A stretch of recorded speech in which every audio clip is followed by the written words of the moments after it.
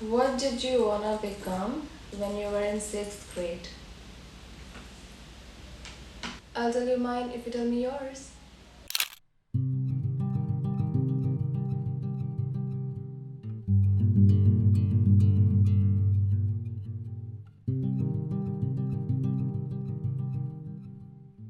When I was in 6th grade, I wanted to be a forest ranger.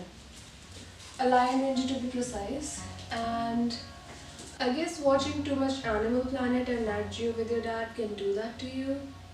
But nonetheless, that's what I wanted.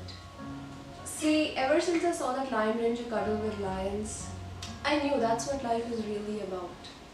So, what were you doing in sales and marketing? See, becoming a forest ranger requires maths. For whatever reason.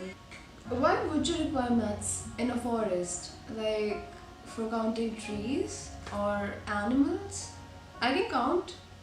I can even do board mass. Like I know what that is.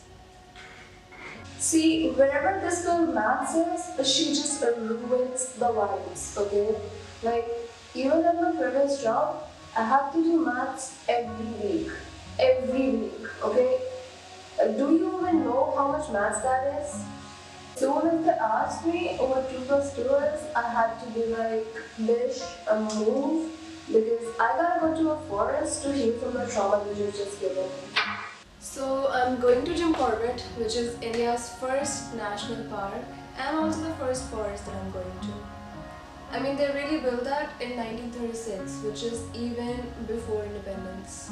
And this is also essentially going to be the first vacation that I'm having after quitting 9 to 5.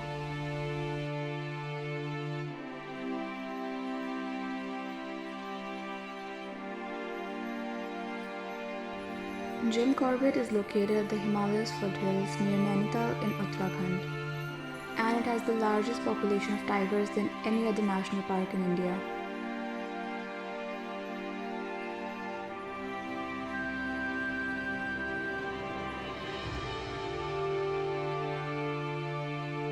If you're visiting there anytime soon, which I highly recommend, you have to try to get an experience like Camp Hornbill. Corbett is filled with resorts. I stayed at a resort and a local run camp, and I have to tell you the experience is insanely different. Resorts feel like you're in a city away from cities. But if you want to feel lost in the forest sauce like Hosier, go live in a mud house with a beautiful reading nook overlooking a river and a personal swing. I love my jhopdi. It's a really adorable setup, everything is on theme, and you get home cooked meals made by locals. Not to mention all the stories that the staff would happily tell you to keep you entertained. Another cool thing, if you're a solo traveler, the camp provided all these different services to help you explore the place better and meet more locals. So, at my first day at the camp, I went cycling through the forest and the nearby village, and I have to say, cycling on uphill mountain roads, it's really not something that I'm great at, which I very clearly found out when I was heaving like a pig and taking so many pit stops. But regardless of that, I did manage to cycle 6 kilometers, which I'm really proud of. Oh, and I also saw a deer cross the road as I was cycling past, which was kind of cute but also blurry because I have shitty eyesight. The night was perfect to say the least. I mean, it was kind of spooky and thrilling because there was this one tigress who had become a man-eater and she had already eaten like 5 people in that area and was spotted 10 minutes away from the place I was staying at. So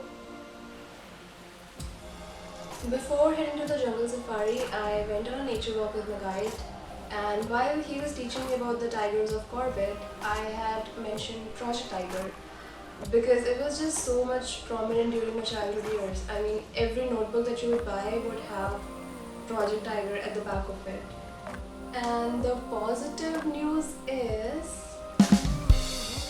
now there are more than 300 tigers in Corbett. I mean, which might not seem like a big number, but if you put me in a room full of 300 tigers, I would shit myself. Going to Corbett is definitely one of the best ways to dip your toes into this territory, especially if you've never been to a forest or seen animals this up close. They're so adorable, come on. I also got to learn from the locals how the landscape and the flora of Corbett has changed over the years. The timber trees had been replaced after major deforestation during British and World War times. While it is true that the landscape of Corbett has changed over the time and is probably going to continue to change, we can only hope that the animals and the locals get to have a good experience out of it, and that it benefits them in the longer run.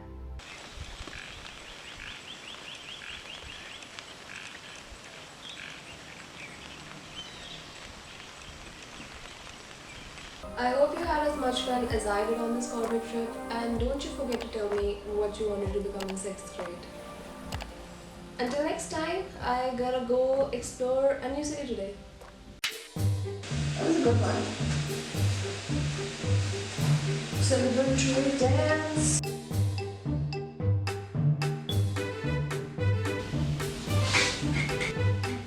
Alright, that's enough.